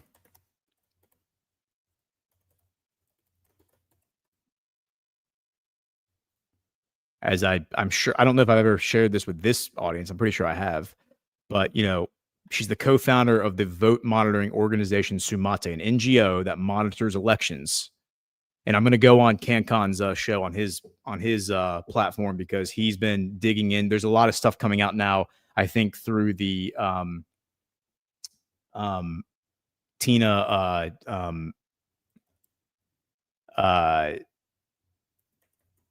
what man why is the name escaping me? But the trial right now for Tina Peters, excuse me, her name just escaped me for a second. But the Mesa County clerk, Tina Peters, who pled non guilty to charges for like election tampering. She was trying to blow the whistle on stolen elections, and then the Biden administration went after her and put her in prison. The stuff that she was exposing is connected to Venezuela. Venezuela Dominion voting systems is in Venezuela. There's a lot of connection there, and stuff has come out during discovery from a trial that CanCon and Ash, who are very deep in the election integrity movement, have been looking at. So as it says right here, though, they create Sumate in 2002 with funding from the National Endowment for Democracy. So that's that group that Mike Benz always talks about as one of the leading recipients of the USAID funds that are used to overthrow troublesome governments. Sumate led the petition drive for a 2004 Venezuelan recall referendum, which was against Hugo Chavez. It was unsuccessful, and then Hugo Chavez then arrested Maria Corina Machado and her co-conspirators and charged them with treason under Article 132 of the Penal Code because they were receiving financial support from the U.S. National Endowment for Democracy, and basically accused them of trying to engage in a coup against the government. And I believe she didn't go to prison, but her collaborators did, as I understand it. And I think the reason that she was spared is because of the pressure that the Bush administration put on Hugo Chavez. And then from there on, I think Hugo Chavez was just considered an outright enemy of the United States. And then Maduro comes into power in 2013, and the rest is kind of history. He's blamed for all this terrible stuff. By the way, like the old adage is that Venezuela, up until very recently, was considered like the best economy and the best society in South America. And we're told that because of the socialist policies of Hugo Chavez and Maduro, the country is now like unlivable. It's like Gaza, basically, is what we've been told. So it's like, all right, well then when was it so great if this is like a sudden decline? And that's when you start to get really murky responses when you ask those questions, because was it great when Maduro came into office in 2013? Was it great in 2020 when we sent I don't know if y'all are familiar with the Green Berets who were arrested in Venezuela? So in 2020, there were some Green Berets here. Ex-Green Berets sentenced to 20 years for failed Venezuela attack, the Bay of Piglets, as it was called. A Venezuelan court has sentenced 2 former U.S. Special Forces. This is August of 2022. A Venezuelan court has sentenced 2 former U.S. Special Forces soldiers to 20 years in prison for their part in a blunder-filled beach attack aimed at overthrowing President Nicolas Maduro. Lawyers for the former Green Berets, Luke Dinman and Aaron Berry, said they were barred from the secretive jailhouse proceedings Friday night in what they consider a violation of their constitutional rights to a defense. Maduro's chief prosecutor announced the surprise decision late Friday night. Quote, they admitted their responsibility for the facts, end quote, Tariq Williams Saab announced on Twitter, adding that proceedings will continue against dozens of other defendants accused of assisting in the May 3rd raid. He did not offer details. Quote unquote, Operation Gideon was launched from the makeshift training camps in neighboring Colombia and was left at least 8 soldiers dead, while more than 60 were jailed. Ex-Green Beret Jordan Goudreau, who operated a Florida-based security firm called Silvercore USA, claimed responsibility for the failed attack and had hired his 2 former army buddies to prepare a small cadre of deserting Venezuelan soldiers living in the makeshift camps. Venezuelan prosecutors have ordered his arrest. Goudreau is believed to be in the U.S., where he is also under investigation for possibly violating arms trafficking laws in connection to the botched incursion. Now, this is where it gets really interesting, because there's a few things you should know. Operation Gideon, it's like, where does that sound familiar? That name is just very, very familiar. I've heard that before. Well, on Monday night, I had Cam Cooksey on the Book of Trump, and we were talking about Dennis Rodman, the basketball player, and his relationship with Kim Jong-un of North Korea, and how it helped establish a relationship with Donald Trump and created world peace. Speaking of Trump and world peace.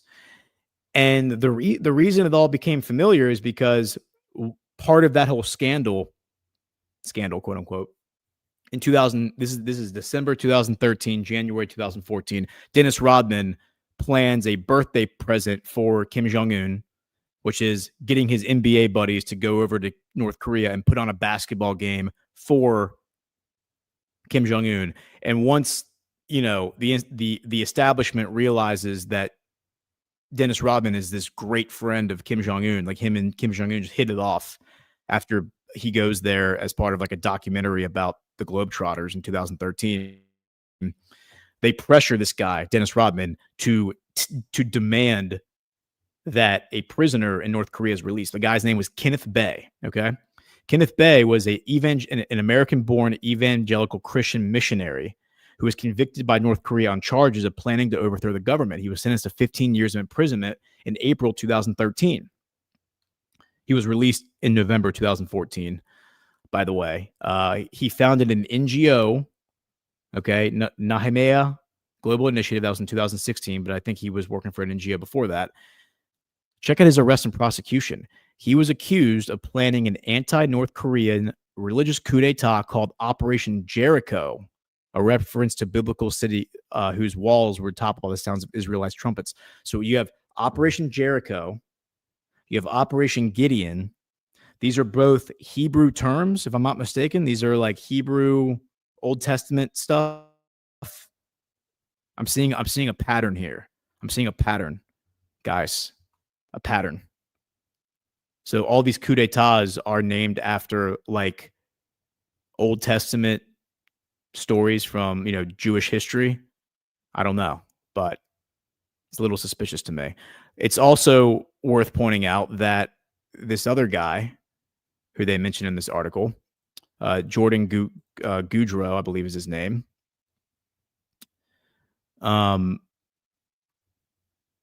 There is a more recent story about him. Here it is. So this is from 2 weeks ago from the AP. Prosecutors, this is talking about the U.S., not Venezuela. Prosecutors seek to have ex-Green Beret accused of failed Venezuelan plot back in custody. Federal prosecutors are seeking the return to custody a former Green Beret accused of plotting to invade Venezuela in 2020, arguing he is at risk of fleeing the United States after allegedly threatening a filmmaker who posted a $2 million bond for his release. Should look into that for a second. Over the objections of prosecutors, a judge in Tampa last year ordered Jordan Goudreau's release a few weeks after he was arrested on weapons smuggling charges tied to the failed coup attempt. Filmmaker Jen Gacians had pledged her $2 million Manhattan apartment as collateral in a court filing Friday. The prosecutor said the court would have likely kept Goudreau jailed pending trial had it known about an undisclosed side agreement for the three-time Bronze Star recipient to surrender to his attorney significant cryptocurrency holdings and other assets to mitigate her financial risk. Gacian is the co-director of quote-unquote Men of War, a documentary based on Goudreau's account of the raid that ended with several combatants killed by security forces and two of his U.S. Special Forces buddies locked away in a Venezuelan prison. The documentary debuted last month on Amazon Prime. Despite their once close relationship, Gacian said she fears Goudreau may attempt to flee. In a court filing this week, she said that Goudreau threatened her and tried to elicit defamatory statements about her from unnamed individuals to block her from backing out of the bond agreement. "Quote unquote, I'm not going back to prison," Goudreau wrote Gacian in a text message she included among other profanity-filled exchanges as part of her request to be released from the bond. Goudreau, who at Gacian's request earlier asked the court to remove her as a guarantor, said he regretted that a personal disagreement over his decision to end contact with the filmmaker was now playing out in court. Quote, "My connection to her was unhealthy. I want to be free from her control over me and my life," he said in a statement through his lawyer. There's also one thing that Gacian gets right. "I do not intend to go back to prison because I am innocent." An attorney for Gacian said he acted entirely appropriately and any claim to the contrary was false. The plot to oust the president. The 2020 plot against President Nicolas Maduro, exposed by the Associated Press 2 days before the incursion, was carried out by a ragtag group of Venezuelan army deserters who Goudreau said he helped arm and train in neighboring Colombia. Okay, so remember, this is 2020 in Colombia when Santos is president, before Gustavo Petro becomes president in 2022. The Trump administration has denied any role in the bloody fiasco, which came to be known as the Bay of Piglets. It's a reference to the Bay of Pigs during JFK's presidency. Gacian's documentary echoes Goudreau's claims that he acted in concert with Venezuela's U.S.-backed opposition and was guided by a $15 million bounty boosted this year to $50 million from Maduro's arrest.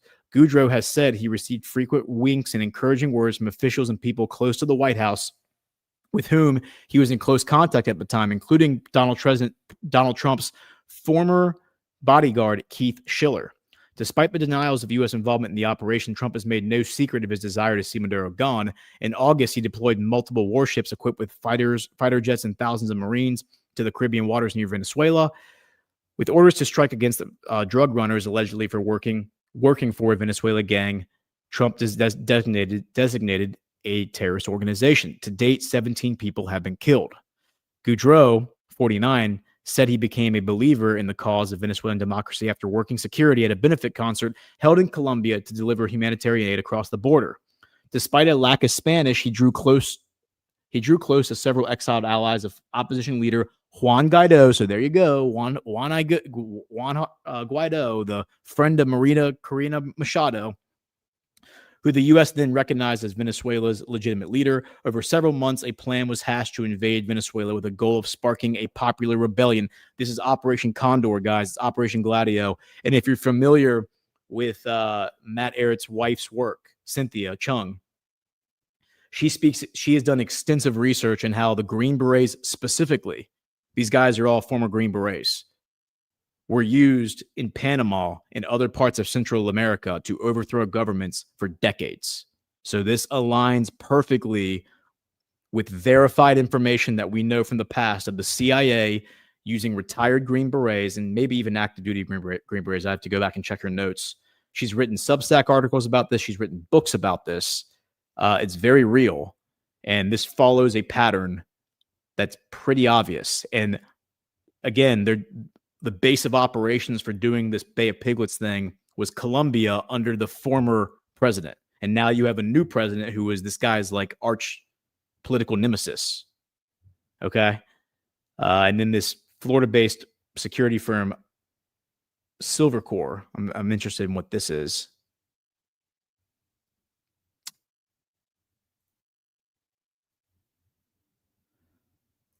Jordan Goudreau, who's Canadian, a Canadian-based mercenary.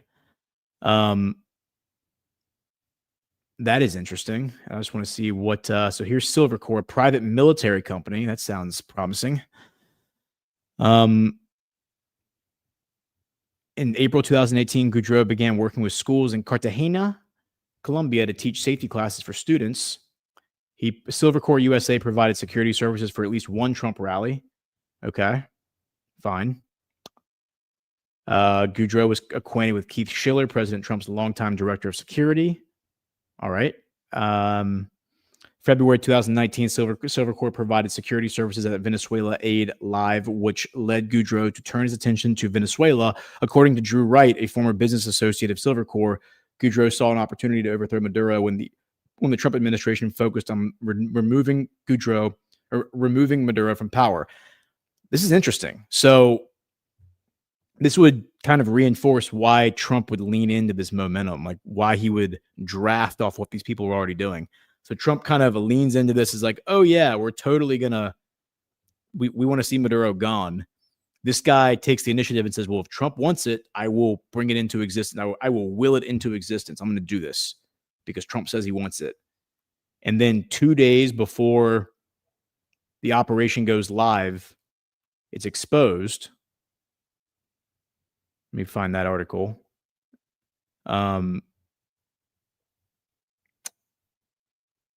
Says Goudreau eventually met with officials from Venezuela interim President Juan Guaido's team in October and November of 2019, tentatively agreeing on plans for an armed operation in Venezuela to capture Maduro, but the two parties separated after disagreements.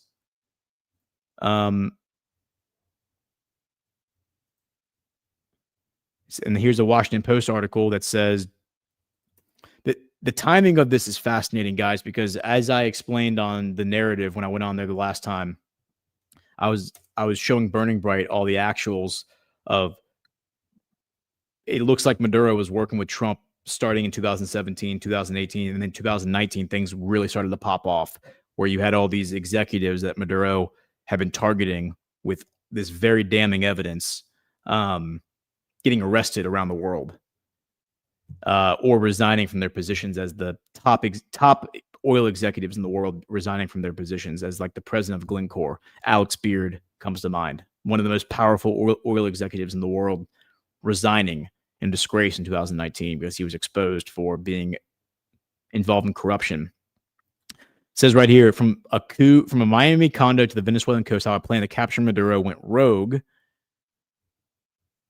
So then it says Jordan Goudreau, a 43-year-old Special Forces veteran who ran a strategic security firm on the Florida Space Coast, laid out a plan that could double as a screenplay for an episode of Jack Ryan. What's funny is that they came out with the second season. Ken and I were talking about this the other day on Badlands Daily. The second season of Jack Ryan came out, I think, last year, and it was this exact plot.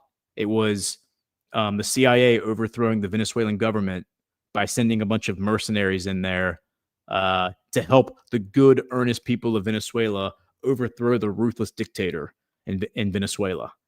It's amazing how they try to rewrite history with this stuff. But I'm trying to find where it got exposed,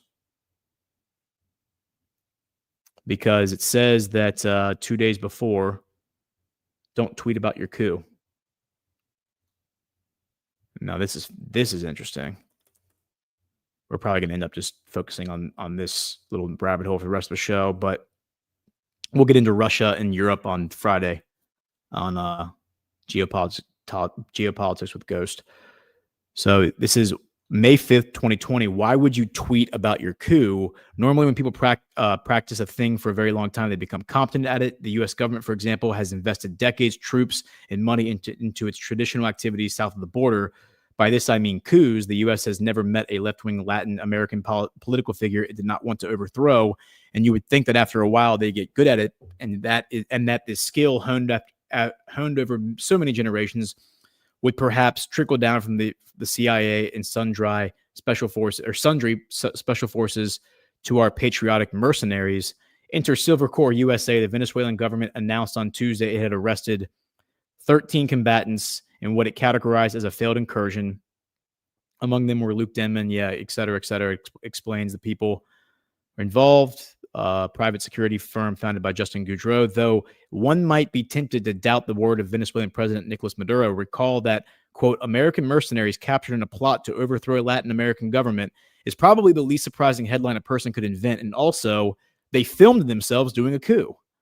Yeah, because as they explained in the other article, there was a documentary filmmaker who was working with them is the one who posted bail for this guy. All right, now it's talking about this post. Quote, all doubts about the veracity of the Maduro government's claim regarding the failed incursion were laid to rest in the afternoon when a Venezuelan digital news outlet, Factores de Poder, published a video in which Goudreau claimed responsibility for the amphibious raid and hinted that other operations were ongoing. Bellingcat, an investigative website, reported on Tuesday. Now, Bellingcat is a deep state cutout, and I believe that Matt agrees with me on that. But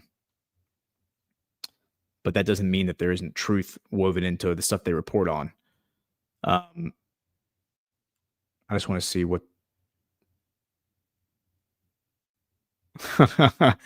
Man, this is like a goofy story. Venezuela claims 2 Americans were captured in failed invasion. This is the New York Times on May 5th. Yeah, and so then going back to this other article, the same Venezuelan news outlet tweeted what it claims are photos of a contract between Goudreau and opposition leader Juan Guaido, who has been feted by both the Trump administration and various members of the Democrat Party, so uniparty, in agreement on this guy. Another photo republished by Bellingcat depicts an airsoft rifle and the weapons cache seized by Venezuelan forces. Why would they have an airsoft rifle? In fact, the Silver Corps Twitter account offers a lot to digest. This was not their first trip to Venezuela. Wow. So they were like literally tweeting about this in June 2018 and February 2019. The most highly trained protection agents on the planet. This is like laugh out loud funny that they're posting this stuff. The video, of course, is not available anymore. But hilarious. I'm gonna have to dig on that a lot deeper because I'm very interested in that. Now, where I want to go is I want to go to my Twitter account. So bear with me here. Because I made this post in November 2023, and it was really about the fact that the Saudis were just like randomly hosting these people. Let me see.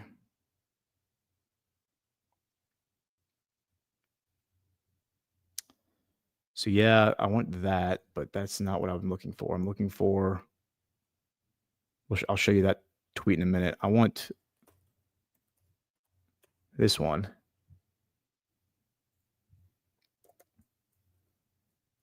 It would help if I could spell Caribbean correctly. Okay, here it is. So this is November 16th, 2023, so almost 2 years ago. And the Saudi Gazette puts out a video of Crown Prince Mohammed bin Salman hosting the heads of state, presidents, and senior officials of CARICOM. CARICOM is the Caribbean regional governing authority. So like all, it's like the EU basically for the Caribbean. nations. And at the time, this is, a little more than a month after the October 7th attack. So I am tracking the Middle East stuff like minute to minute. Anything that's happening, especially out of Saudi Arabia, I'm posting about and examining very closely. And I wrote, this is pretty wild. MBS hosting the Caribbean nations in Diriyah, the ancestral hometown of the House of Saud. Diriyah, a suburb of Riyadh, was sacked and destroyed in 1818 by the Egyptian army at the end of the Ottoman-Saudi War. It was believed that the House of Saud had been exterminated, though this was merely the end of the first state of Saud. The founding of the kingdom in 1934 was the third state of Saud. Diriyah has remained mostly a ruin, now a Saudi national landmark, though Bedouin nomads are known to inhabit it during their travels, in a small village community formed there in the late 20th century. MBS making deals with the Caribs, this guy is becoming the world's most active diplomat. So this is when I really started to notice that MBS is just playing a very critical role in like dealing with different, like he's establishing ties everywhere all over the world. The real reason I posted about this, it had nothing to do with the Caribbean. I didn't really care about the Caribbean. It was just the fact that they were in Diriyah, which I had been reading about at that point extensively, which, as I said, is a ruin. It's a suburb of Riyadh, where Diriyah is actually where the House of Saud comes from. It was destroyed by the Ottomans, and then it was never rebuilt. And instead, they've converted it into like a national landmark, and then they've turned it in more recently into a conference center, like a very fancy conference center. It's where you'll remember when Trump went there in May. Remember the video of MBS and Trump driving away in the golf cart? That's in Diriyah. He was driving Trump around like at night in Diriyah, showing him like the old ruins. So that's the only reason I posted about it. It had nothing to do with the Caribbean. It was just that. Now, unbeknownst to me, that a week or 2 weeks later, this happens.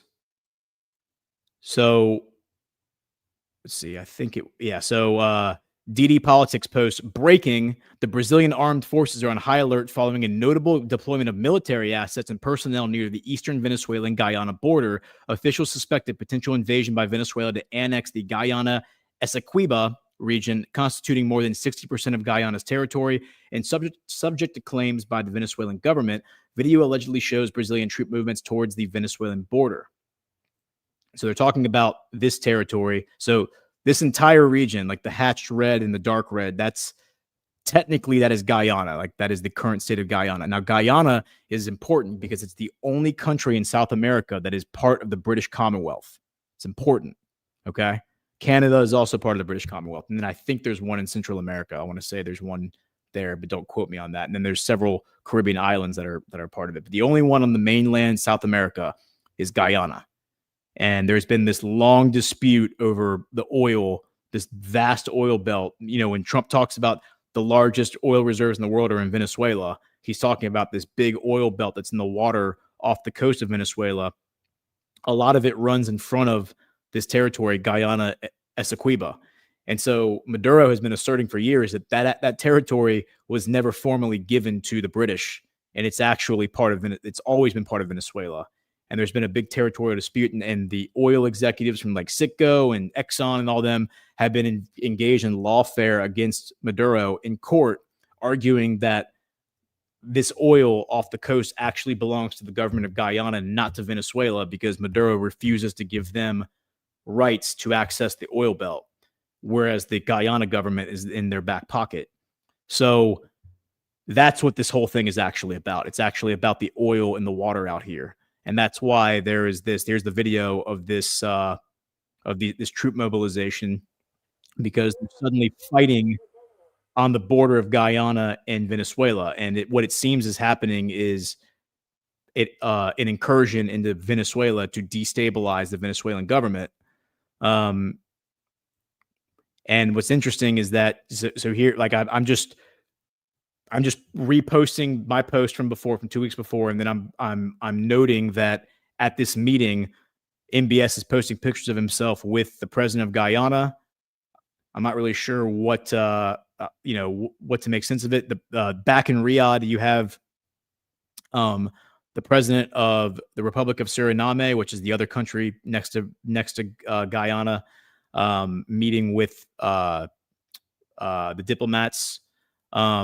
You also have the ambassador from Venezuela. So you have Saudi Arabia's ambassador to Venezuela presenting his credentials to the ambassador to the Republic of Suriname. So I think that what that means is that he was in Suriname. And then my post, I believe, says, wow, so less than 2 weeks after Saudi Arabia hosted the CARICOM coalition in Riyadh, since which the Saudi Arabian Foreign Ministry has been receiving calls from CARICOM member states offering their support for the Saudis' global tour for peace in Gaza, which I call Team Peace. This was when the MBS is starting the world tour of peace, where they're going around advocating for a peace deal in Gaza. Now suddenly we have paramilitary assets being deployed to those countries and causing unrest. Now, my suspicion at the time is that this is related to the Gaza thing, and maybe it was, but the more I've dug into it since then in the past 2 years, I think it's actually really more about this oil situation and what Maduro is doing, taking the oil from them. And then there's another post that I make where it says, here's a map of CARICOM states. It's amazing that, yes, and then I'm just talking about how this is weird that MBS is, why is MBS, it's like MBS had foresight this was going to happen. And so he summons all these member nations. So you have in the blue, let me see if I can open this in another tab and get a bigger. Yeah, here we go. So the blue are the full members, right? The yellow are observing status, and then the green are associate members. So Mexico, Colombia, and Venezuela, along with Puerto Rico and the Dominican Republic, are observing members. All right. The full membership are the blue, and then I think the green is kind of like that's probably the next tier down between full membership and observing status. So the full members really include Guyana, Suriname, a number of these islands, Haiti, Jamaica, and Belize, and the Bahamas. Bahamas are British. Jamaica is British. Let's actually, you know what we should do? A great exercise would be map of the British Commonwealth. And let's see if we can zoom in on the Caribbean. We'll do a live dig here. I'm cool with that. Here we go. Look at that.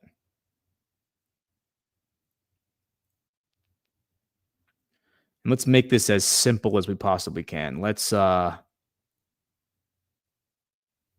am I going to do this? Okay, I think what we can do is we can screenshot this. It's a really small map, guys. I wish you could make a bigger map for me. And then we can throw that in the mind map. Bear with me, gang. Stand by for processing. And then we can grab this guy and throw it in there too. And this will make it so we can do a side by side. Okay. All right. So on the left, I have CARICOM status. This like EU, it's kind of like the EU for for the Caribbean. Any nation that has a coastline on the Caribbean, basically, is that how I understand it. And then the Commonwealth, the British Commonwealth, is here on the right. So look at this. Look at this, guys. The dark red are the independent are independent countries within the British Commonwealth. The light red, the pink, are the British overseas territories. And then the blue in this map over here are other territories with English as an official language, meaning they were former British colonies. So inside the British Commonwealth, you have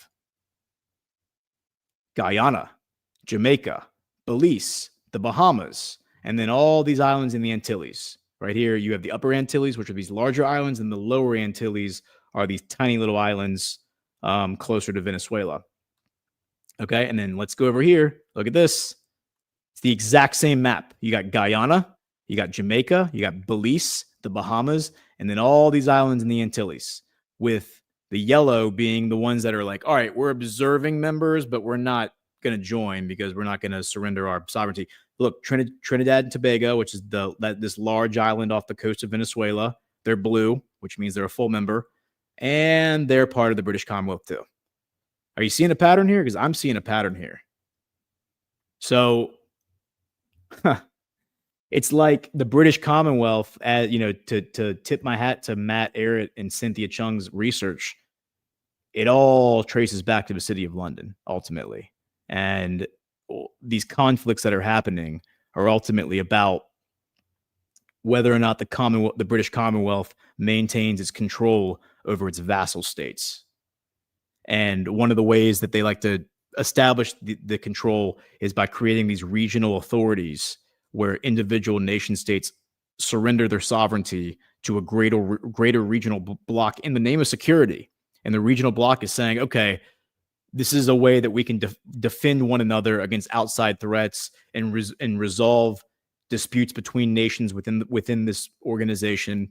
And the trade-off is that you basically get no ability to make decisions on your own. You can't engage in diplomacy with other nations without going through us. You can't do trade agreements. You can't do any of that stuff without us being in charge. And so MBS bringing these guys over there in November now makes a lot more sense if MBS understood that if there was an understanding among the Sovereign Alliance that Guyana was going to become a hotspot as a launch point for a military incursion into Venezuela, knowing that they had already launched, the one with the Green Berets was the Macuto Bay, which is this giant bay right here in western Venezuela. That's where they launched the Bay of Piglets, and it failed from Colombia. I imagine they came in off of this peninsula out here. So they tried to attack from the west, didn't work. So now they're coming in from the east, from Guyana. Fascinating. Truly, truly fascinating. And we can kind of round this all out, and then we'll hit rants and get out of here. Trump, this is from October 10th. Trump thanks Putin for Nobel Peace Prize comment. And, I had this music kind of prepared for like our interim, like our halftime, but never got to it. I'm just going to put it on. So we're just going to put this as like background music as we wrap.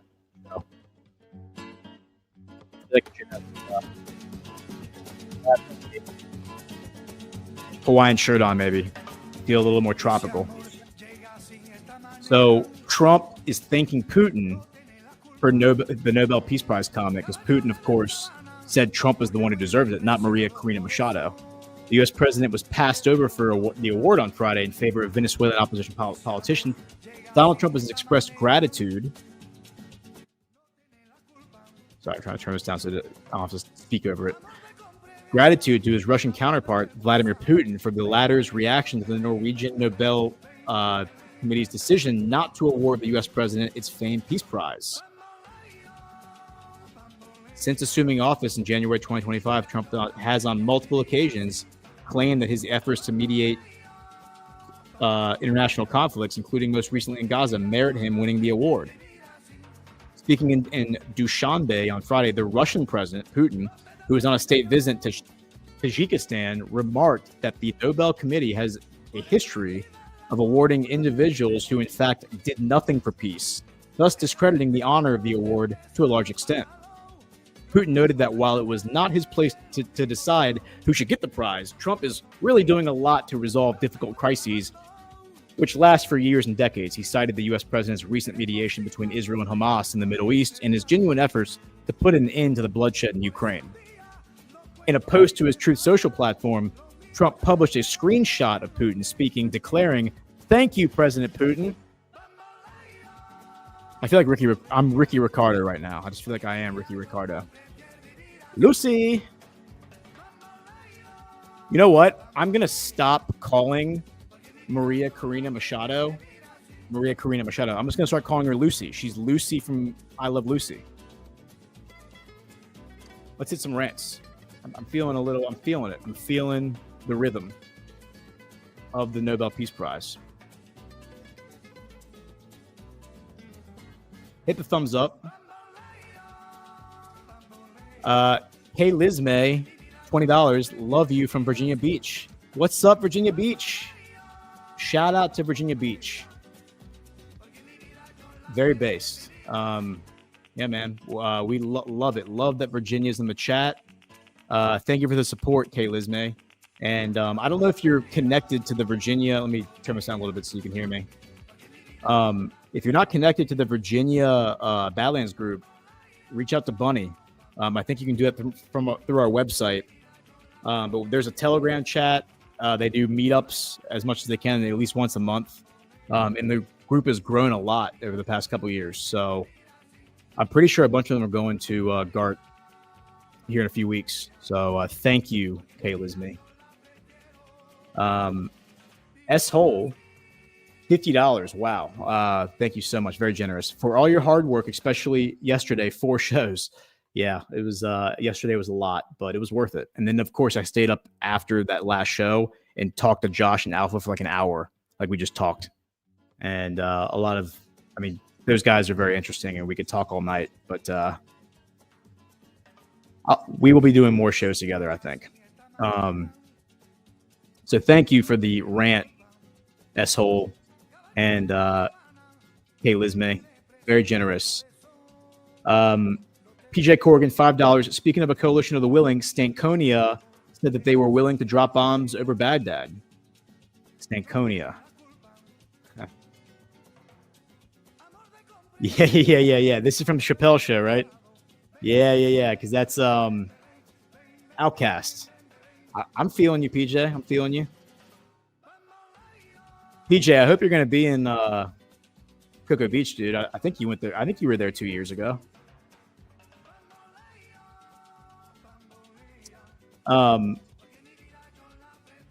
Thomas Mafiq, did you also watch Gilligan's Island and I Dream of Jeannie Ghost? I didn't really watch Gilligan's Island. I did grow up seeing Nick at Night, though, like Nick at Night, and that was a lot of I Love Lucy and I Dream of Jeannie for sure. I Dream of Jeannie, of course, like in a cult show. I think Eric Rice was talking about that last week with Ash and I. The guy who produced that was like an occultist. It's funny. It's funny, like just looking back on that stuff. All right, so let's do some ad reads now. I'm going to turn the music off for that because out of respect for the advertisers, I'll turn it back on before we get out of here. And then we'll check some boosts. I think we have a few boosts. All right, we have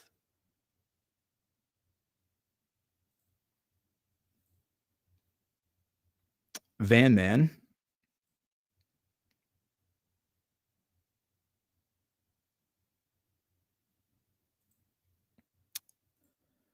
Van Man's taking down big toothpaste with an all-natural oral care. Just pure, effective ingredients for a healthier smile. The Van never stops. Now try Van Man's new chewing gum as an all-natural alternative to traditional chewing gum with none of the synthetics and plastics found in big-name gum. Instead, it has all the tools to remineralize teeth and keep them healthy. Powered by hydroxyapatite, nature's secret weapon loaded with minerals like eggshells and bone. 2 of the best forms of calcium to remineralize teeth and build strong bone tissue. Van Man's tooth powder combined with pulling oils and peppermint aloe mouth rinse is truly the ultimate fluoride-free dental hygiene bundle that saves you 25% off the natural individual prices. Head over to badlandsmedia.tv/vanman to hop in the van for the ultimate way to care for your teeth naturally. That's badlandsmedia.tv/vanman. And thank you to Van Man. And I'm sorry that I cannot pronounce hydroxyapatite. I need to learn how to say that. I learned Shisekedi. If I can learn how to say Felix Shisekedi, I can definitely learn how to say that. So, and then finally, let's talk about, as the sun is now casting a hard shadow on me, GART 10, Cocoa Beach, which we've already mentioned a few times, but November 6th through the 9th, we are headed to Cocoa Beach, talking about, speaking of the space coast of Florida, for GART 10. Get your tickets now. We have an early bird price, which I think ends tonight, if I'm not mistaken, for both in-person and virtual tickets. The tickets, I know, even after the discounted window ends, we still are offering them at lower prices than previous GARTs. I think John was able to negotiate better rates with the hotels because as I understand it, those are all done at cost. There's no like profit margin built into the in-person tickets. So yes, get your tickets. We are going to do a virtual. We did a exclusive virtual stream for ticket holders last Thursday. I believe we're doing another one tomorrow afternoon. And I really look forward to seeing everyone there because I know there's a lot of people from the chat who've already reached out and said they were going. So it's going to be a great time. And we always love going to GART, especially Cocoa Beach. It's a place we've already been, this particular hotel. And everybody was a very big fan of it. So one more time, hit the thumbs up. I'm just checking for boosts.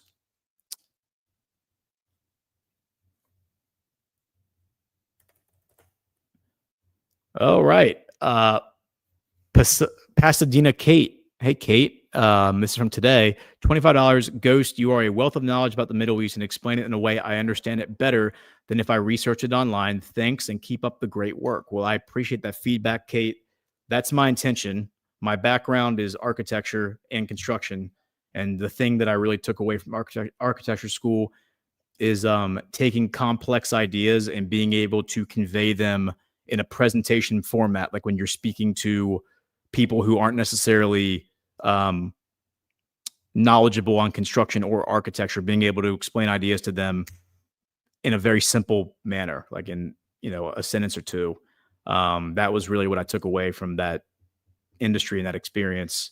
So I try to apply that when I'm doing research and presentations, because I think that is the crux of trying to understand something. And I think Einstein said, if you can't explain it simply, then you don't understand it well enough. And I think there's a lot of truth to that. In order to explain something in very simple terms, you really have to study it over and over and over again and understand it from different angles so that you can summarize it concisely, but still hit the major points. So thank you, Kate, for the generous boost, and I appreciate that.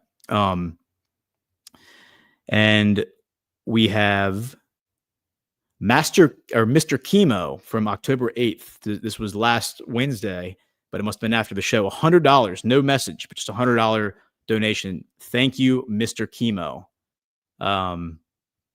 That is extremely generous of you. So bless you. And we very much appreciate Jay from last week. $5. What are your thoughts on Russia of all countries pushing digital IDs? Thank you for all the work you do. That is interesting. I haven't done the dig on it. My opinion on the digital ID stuff is that there's a way to do digital IDs with quantum encryption that actually is a security mechanism. The thing about digital IDs is how secure is it, right? So if the idea of getting everybody to register for a digital ID, they already have your IP address. You go on any website on the internet, they know which websites you're visiting. Like that, there's no, you can use VPNs, but my understanding is that they can figure out when you're using a VPN. So VPNs don't even really protect you. So there already is a lack of security when it comes to like your digital online presence. The question is, moving forward, how do you operate in this digital landscape, which isn't going away, with security, where you can have anonymity, but at the same time, there is a mechanism for accountability when crimes are committed using the internet as the mechanism for committing crimes. And a quantum encrypted digital ID, I think, is an interesting idea. It needs to be fully flushed out and discussed. But my thinking is that as we move into this more digitized golden age where technology is going to become a greater part of our life, whether or not we want it, it's just going to the way it is. You can deny the advent of the automobile and cling to your horse, but sooner or later, everyone's going to be driving a car, and there's going to be no way for you to use your horse anymore as a means of transportation.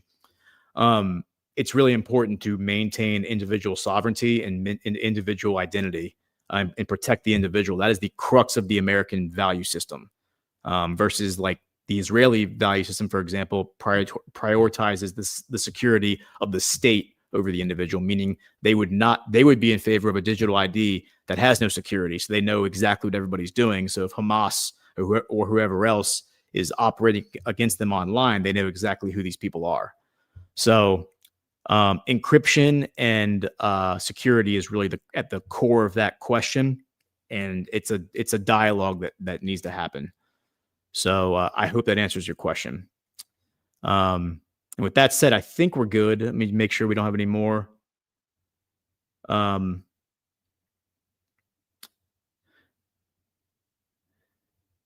Yeah, and so D-Dale D, I see you're asking about Citgo in the chat. We won't get into it right now, obviously, with the show wrapping up, but there's a bunch of lawfare going on with Citgo and Exxon and these oil companies regarding these oil rights. So maybe I'll piece together a presentation to present that in a concise way. And then Reneem D8 says Suriname is Dutch. Interesting. That would make sense since the Dutch were the ones who established the slave trade. And they were the ones who were bringing the slaves to not only North America, but actually way more slaves went to South America than North America, which is why when you go to Brazil today, there are a ton of African descendants there, disproportionately so compared to most of the United States. All right. And yeah, I see people asking about the show Ash and I are going to do. I think tomorrow, I'm waiting for Ash. I need Ash to confirm. She may have already texted me, but I think we're going to do it at 1 o'clock tomorrow, either 1 o'clock or 12:30. We did the 12:30 show with, this is the chosen show we're going to do tomorrow. We scheduled the show with Eric Rice for 12:30. Initially, it was at 1, and the reason we moved it up to 12:30 is because we were doing the GART live stream at 2. And so Ash and I wanted to give Eric Rice 90 minutes. So we moved it up to 12:30. I just need to confirm with her what time works best for her, 12:30 or 1, because we want it to be consistent moving forward. So anyway, just keep your eye out for that. I think it's probably going to be 12:30, but it might be 1. I just feel bad starting it at the same time John starts the Daily Herald. So anyway, all right. And with that said, I think we can cue the music and get on out of here.